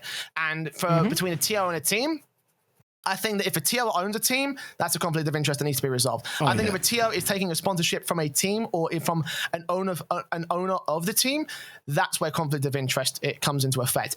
I think it's not quite as applicable if you're taking a mutual sponsor from like a team. So for example, Red Bull, let's say for example, they sponsor fucking, Vodafone Giants. Sorry, okay, actually, no, that's a good idea actually. Vodafone Giants, let's say Vodafone sponsor the Giants, and they also sponsor let's say, I don't know, the Rival 10K Cup, for example. So let's go for like, obviously Failius is from Rival Esports, so there you go. There's a plausible scenario for you. So Vodafone is sponsoring the Rival 10K Cup, okay? Now, there are actually rule sets, I think, in League of Legends that actually prohibit there from being mutual sponsorships between certain teams. I think that's a little bit egregious, but I also understand the thing behind that. And personally, I wouldn't be too fussed if that was to be the case, because there is financial leverage, but I also think that any good organization will have certain sponsors involved that, you know, will be able to mitigate the issues of if Vodafone says we'll pull your sponsorship if you don't favor our team or something like that. Yeah, but again, that is also another conflict of interest, which I think should absolutely be addressed in that context. So in the world of Rocket League here, where, like you said, there is nothing put in place to stop anything where it could be a conflict of interest, this goes on quite nicely to Failius' second question. So from the TO end, what is your opinion on how seeding should work in objectivity and transparency through a point system, the way, or is it outsourcing seeding enough? Transparency should always be the case within like seeding, whether how rule sets work straight away. The rule book should always be published for every tournament, or if a TO uses a very standardized rulebook, then publish that, of course. And then it also, so to take the Fusion, for example, here, where it was just Johnny, not just posting the seat out, of course, but it was just purely him. If this was me in that scenario, Jay, and the way it should have worked, in my opinion, is that you either outsource it straight away, or you get in a council to then do the seeding. This, for me, straight away was just one within every single tournament I've been involved with, where personally, where I had to do seeding of some sort. You'd get 3-4 people at the least doing seedings, and then just accumulate them, get the average between them, so that it's not just weighted upon one person's opinion or favoritisms. It then can go between a lot of different people's. The outsourcing, though, is what I would have liked to seen here, purely to go out to, say, a stats hub like the Liquipedia team, just near enough put between them, and again use the whole 3-4 members there to do it, and sort it that way. Again, making sure that the guys from the Liquipedia team don't have any affiliation to the teams playing in the tournament. It's as simple as that, really. And I know it's an extra bit of faff, an extra bit of, you know, an extra step you got to take. But when it comes down to integrity, they have to be made, don't they? Absolutely. And I think that in terms of transparency, I would want to see more stuff in terms of like, hey, this is the board, these are the guys that did the seedings, and this is the information we use to seed it. Because actually, I guess this is a great opportunity to move into the next question, actually, because it is sort of based on seeding and it sort of builds upon that question. So Exa Cognition asks, to build on the question above, if TO's built an objective and transparent seeding system, do you think it would still be wise to have a level of adjustment that is still somewhat objective, e.g. team played with X with a sub? Therefore, we think X results isn't reflective. Wide tournament had a few invited teams, though we wouldn't consider wide tournaments as much for seeding purposes. Now, I think actually that, you know, that there always is going to be a level of subjectivity when it comes to seedings, right? Because not every result is equal, right? A win in the Brawl or in Covert is not the same as a win in Beyond the Summit, you know, or a win in Euro Cup is not going to be the same as a win in Grand Prix. In the same way, a win in Grand Prix is not going to be the same as a win in ROCS. They all carry different weight. The thing about it is that you have to take those results into account as facts that become the rocks of your opinion to create the most fair seeding system as you can. And again, the problem is those facts don't have a concrete number to them. There is not an exact weight. That's where the subjective nature comes from, because it's people's opinion of how much that weight should have value. That's the thing, right? That when people seem to think that seeding is exclusively opinion. It's not, okay? It absolutely is not. It is based on results as well. That's the reason why I fucking, you know, I had a really tough time with the whole conflict of interest debate, because my opinion is based on precedent, fact, previous rulebooks, previous applications of situations that are very similar like that. My opinion is based on fact, and that's what a seeding opinion needs to be based on as well. And again, that's the reason why you don't just do one person seeding. You get a group of people, 2 people, 3 people, 4 people, all of which debate these ideas, and they go for a basic level of, you know, like, hey, these are the seeds that we can all agree on based off of these results, and you know, and that's going to be our thing to go with. And it's like, you know, you have to go off of a certain level of rule sets. You need to go off a certain level of objectivity with subjectivity to get the final bits and pieces out of the way, you know. And you know, that also includes stuff like the eye test, which sort of like has to feed into rankings as well. And there's a bunch of shit around it. And I'm not going to say that I'm a seeding expert by any stretch of the imagination. You know, I've never done tournament siege, you know, and I certainly would never like to do so, especially in the case of something like, you know, the rival series play-ins. But even the play-ins had information that said, look, these are the teams we seeded them here, and these are the tournaments that went into factoring up our decision. And you could debate there was some level of you know, question about that, because some of those results made no fucking sense, and some of those seeds made absolutely no fucking sense whatsoever. But, you know, at least the Rival Series plans guys said, here you go. Critique it. These are the seeds. This is the info. This is how we came to our decision. That's something that I don't see a lot of other TOs actually doing, to be honest. Yeah. Yeah. So it just comes down to that. And the reason why, again, we had the big problem about this was just there was like arguably no sort of thought behind it of just saying, this is just what I'm doing, take it or leave it. When money is on the line, when there is questions about that conflict, and it is just that case of, no, fuck you. How can you not see that a problem? Yeah. And it just is so bewildering. It is bewildering indeed, and it's certainly something that frustrated me, and that's part of the reason why I took the 3-week break. But that's all in the past. Again, I want to move on from that, and I want to start getting into the future, because there's a lot of shit coming up in the future that certainly is going to be exciting for Rocket League. But thank you to Failius and Exa for your questions. Again, if you do want to leave us a mailbag question, it's !Discord in the Twitch chat right now, or in the show notes of the video description of every single episode of the podcast. There's a Discord link right there. You can go ahead and follow us into our community of small Rocket League fans, and chances are you'll be able to send us a mailbag question, in which we'll be able to answer it live on an episode of the show. So, tournaments. There's only one tournament we have to focus on here, Bacon, and it was the Rising Stars League. I guess actually before we get into it, let's talk about sort of like the Rising Stars League as a whole, because like, obviously it's a big fucking tournament, and it's a big fucking like circuit that leads up to this final day that happened last week after we went off air on the show. So we're a week late in terms of doing in terms of like getting all the results in, but for Rising Stars, like, I've always said that I like the initiative. I've always said that I really enjoy what the Rocket Baguette guys can put out sometimes with critiques where necessary. I wish I could have gotten more involved, obviously, but having been busy with fucking, like loads of Counter-Strike stuff, it's kind of a non-issue, unfortunately. I would give my time to Rocket Baguette, but then CS has paid me tenfold, so how the fuck can I justify taking the money that RBR, So I can't really do that. But, but like for the Rising Stars League, like it's been a really fucking good season. Like I don't think I've seen any major sort of issues with the tournament since, even from its like Star League days, with the exception of teams dropping out, which is not within the remit of the tournament organizer. I think that all in all, like Rising Stars has just been a great initiative, and this season has been probably one of the better ones so far.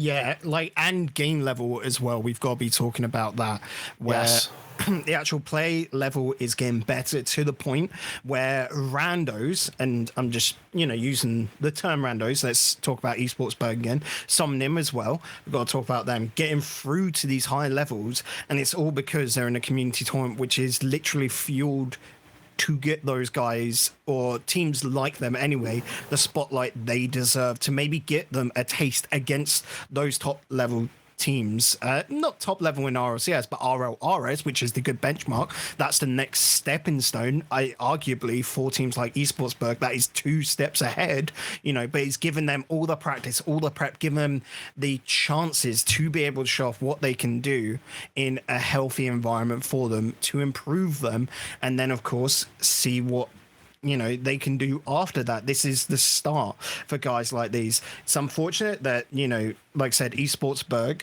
and Team Summoner won't be receiving prize money because that's not in the structure. It only goes down to 4th place, but that's not the point. The point is the experience. We say, oh, you get paid in exposure. That sort of is true. It's like we were saying earlier about how moderators and staff in community organizations aren't really getting paid, and the same with casters when they start out, and for a long while within Rocket League you ain't getting paid. But it's just all because that's where you've got to grind. That's where you've got to pick up your skills, and then you get the chance later down the line. And like, by all means, Esportsberg got the chance to make money in this tournament, but the money was not the main focus, or shouldn't have been the main focus for these teams. Yeah, and I think that certainly at this level of Rocket League, like, you have to understand that you're not going to be able to get paid a fucking $1 million.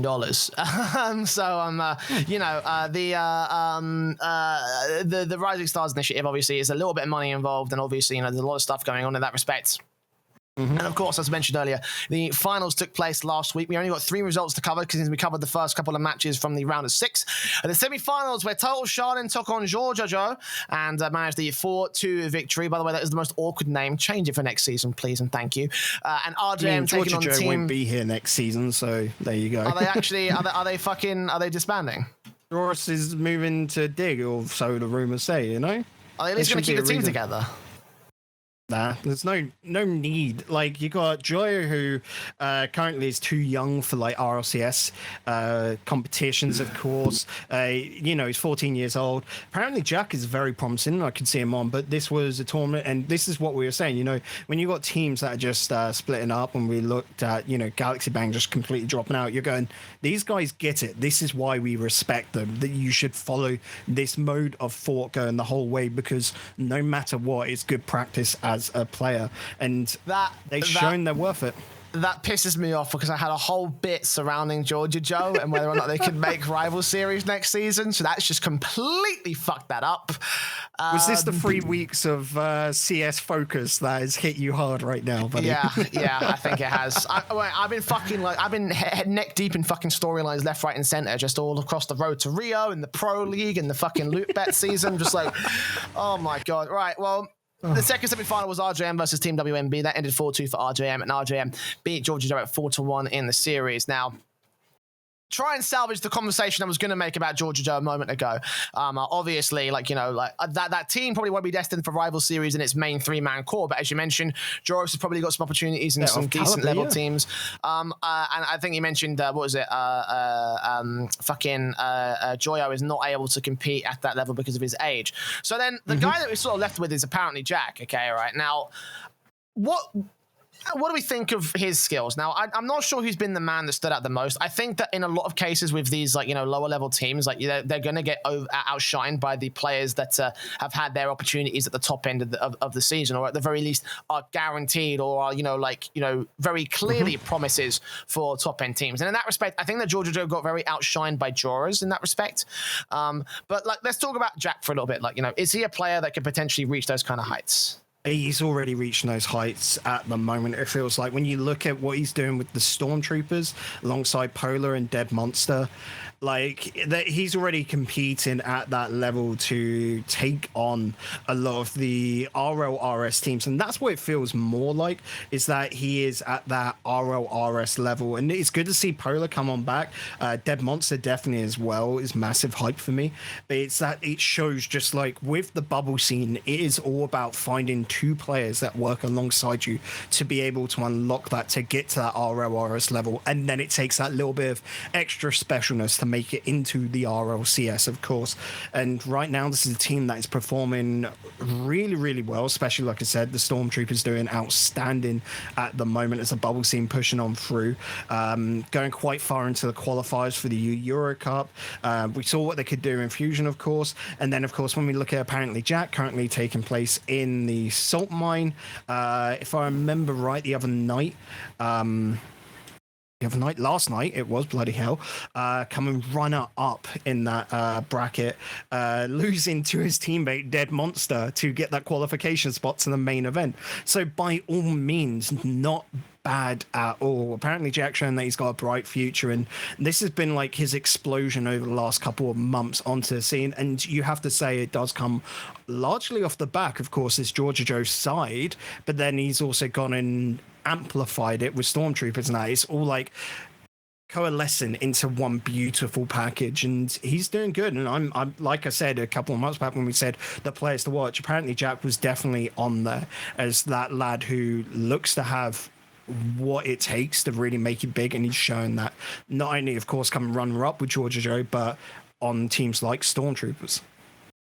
Yeah, and I mean, you know, I mean, I haven't been able to follow him too deep, I haven't been able to follow his career too deeply as of right now, so I'll be keeping my eyes on him, certainly, you know, like, I mean, a lot of people have ranted and raved about him, and I haven't seen anything to the contrary. So, like, for me, I'm going to be keeping my my wits about myself. Obviously, we've seen Jack in a couple of the small UK tournaments that, you know, are currently in their off season in their own right. So, yeah, I think one of the guys that's certainly to watch out for at this stage in the current circuit. But you know, for JorJaJo, the team is a future. Like, you know, I mean, the team as a whole does not seem to have a future. As you mentioned, it seems like Joris and Jack are going to be going different places. I don't know where Joyo goes from here, because it seems like JorJaJo was his main sort of project, unfortunately. His other project was the Underagers, I think it was, or something like that, where he was playing with other guys that were 14 years old, and I think one of them was 15. He was playing with Sides, and I saw in the tournament a couple of weeks back, who we know, Jay. And it just comes down to, unfortunately, Joy's too young. Like, this was a good chance for him to go in there. Apparently, Jack and Joris, though, bright futures. Looking to the upcoming seasons, they'll go far. And Joy should go far a year down the line. You know, it's a similar story to Scrub, you know, when he started out just too young, unfortunately, right now for current rules, and that's fair enough. It's what it is, but just keep it up, lad. We're not like downplaying Joy at all. He has been a treat to watch on the pitch. It's just unfortunate that, you know, when we talk about, you have to talk about RLCS and RLRS, is that is the destination for a lot of these players. Who knows, that could change with the current announcements coming up later on in this week, apparently, still about the future of those leaks. You know, maybe some tournaments will drop them down, but I doubt it. I think you want to sort of set a 15-year-old across the board for anything Psyonix related, because that's just common sense straight there and what they should do. But here, Joy, just keep grinding, lad. You know, only a few months away and you'll be able to hit it. So that'd be fantastic. Just keep looking towards that level. Jack and Joris, of course, already doing that, and it's all off the back, like we said, of projects like the Rising Stars, like these other tournaments going on the way, and it's crazy to see how far they can go in such a short period of time. Yeah, certainly some bright careers, I think, for them as a whole. Obviously, you know, like, again, I had a whole thing built around potentially asking whether they could make it into RLRS as a team. So, you know, Not as a team, but as players. Let us speak volumes to what I think of them as players all in all. So there you go. That's JorJaJo. A hell of a run to make it all the way to the grand finals as well, but they did end up losing to RJM. Now, of all the teams that made it into this bracket, I think we kind of looked at RJM and thought, yeah, okay, this is going to be an easy sort of tournament for them, and it was. Of all the rival series teams that we saw competing across all of the different Rising Stars leagues and all those different initiatives, there was a lot of there was a lot of hype around RJM because they were the ones that were giving it their all. I think that over the course of Rival Series, they were left with something to prove. And they're still going to be in Rival Series for the next season. Obviously, they came out, I think it was 5th or 6th place, so they were just teetering on the edge of the remaining position. And I think that RGM, they couldn't quite capitalize on all their potential. This move towards Rix Ronde, though, is the one thing that I think was the most stick-out part for me. Like, you know, do we think that Rix Ronde is the element that will make RJM going into Season 10? It's interesting. I don't think this team can make RLCS.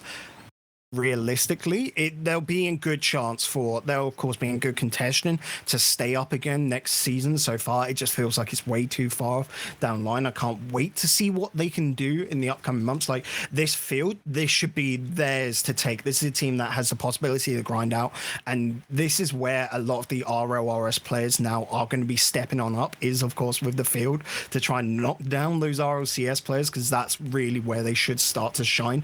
But when you look at this team, like you said, Jay, going into this, they were the favorites to come out on top straight from the start. You look at some of the other teams, like you got Total Shiden there, even with Tigre stepping on in to replace Coca, you were looking at that going, Toshan, I still don't rank them. I mean, we looked at it just for the semi-finals with our predictions against JorJaJo. Toshan there, I said, oh, that would be a slap 4-1 probably. Came out 4-2. They did better than expected, but it's also a team that's a slower side that I don't think is up to the caliber of RLRS, and we clearly saw that last season, just completely bottom them on out.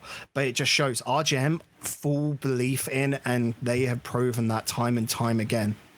I mean, like, for me, like, for Total Shardon, like, for them and their respect, like, you know, this was the ex-Vertex squad, and they definitely had they definitely had a, like, sort of, this was their final sort of, like, hurrah, I think, overall. Like, I don't think that they had, like, a big future ahead of them. I don't think they were going to make it back into Rival Series, certainly. And I think this is going to be the last we see of this particular team. And certainly, again, you know, to see them with that final Rival Series clash, or that chance of the final Rival Series clash against RJM. I'm thinking here, so with the field as such, that is given a reason for lower end, the RLRS teams that dropped out, potentially, because like we said, 20 teams each side, to stay together. And I was thinking about that with the mentality is going to be there. Since they played together for so long, I reckon those two will stay together, but I don't think Tigre will stick with them. I don't think the mentality will be there. I mean, I believe I recall correctly that they said, "Hey, we're gonna, break some, we're gonna break up some of our duos and such" when they left the organization. So, the. I don't know. Again, I'm still not convinced with Total Sharding. We'll find out very soon, I guess, from those guys whether or not they do stick together. I don't know if the motivation will be there from every single player in the bubble scene. And again, with the new system, I do hope that it is going to be there in the near future. But for now, with no announcement coming through and with nothing else being seen or heard about, I'll be curious to see whether or not this particular duo will stay together. But I'm not going to hedge my bets on it. I'm not going to hold my breath.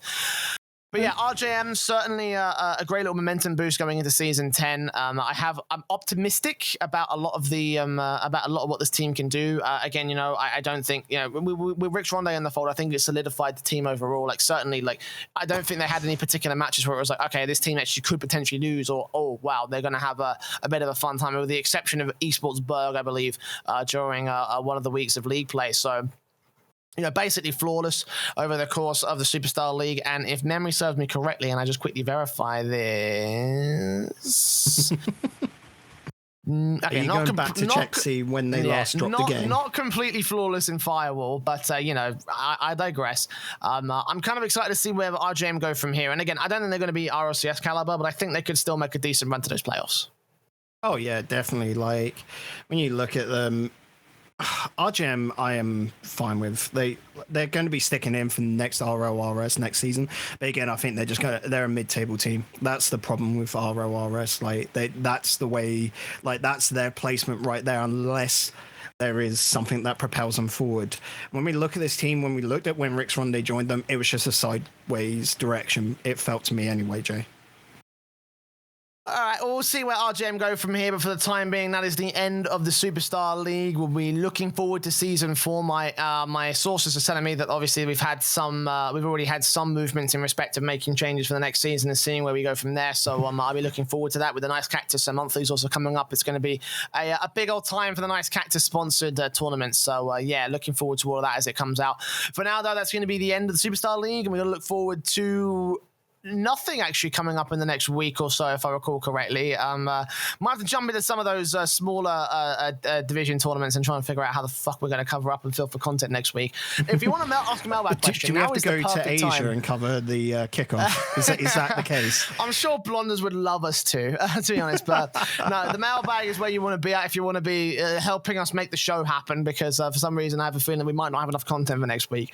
But for this week, we're basically all done, Beckham. And now we can go back to melting it in our offices or our rooms, because it's not gotten colder. It really hasn't.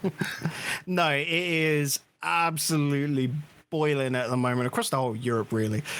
So just be safe. Make sure don't overheat, please. You don't want that.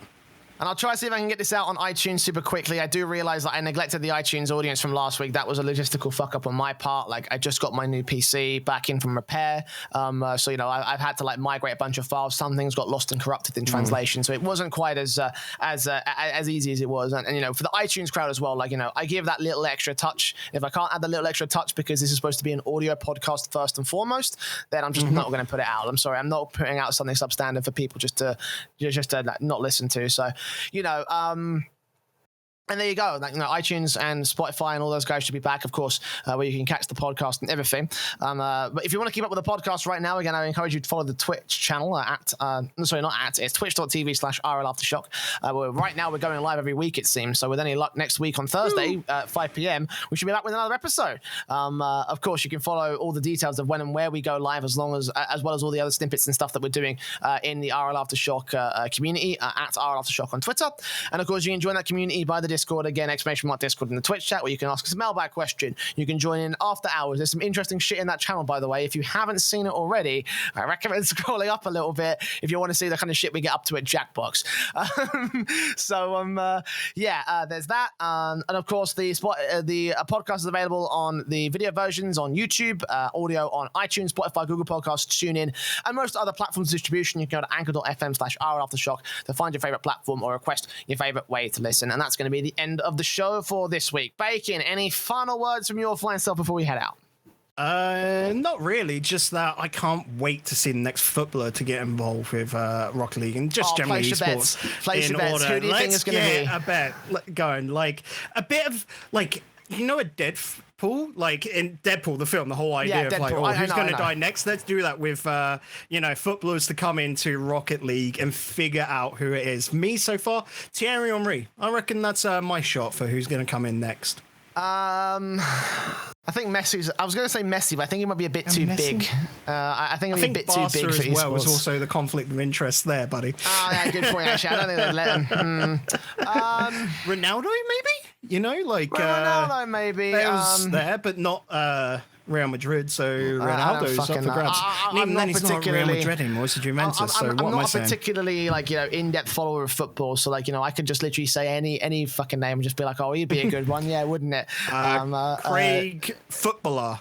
That dude, he's going to pick up team next. Craig Beckett will be the next guy to run the esports organisation.